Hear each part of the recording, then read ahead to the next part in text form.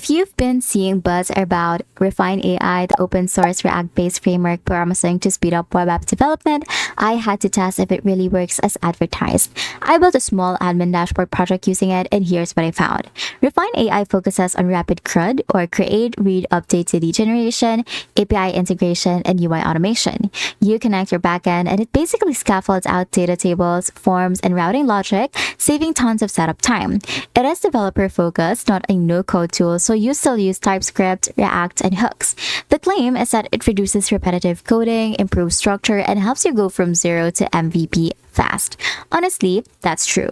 I cut my build time nearly in half. The integration with Ant Design and Material UI was seamless, and I appreciated how customizable the logic was.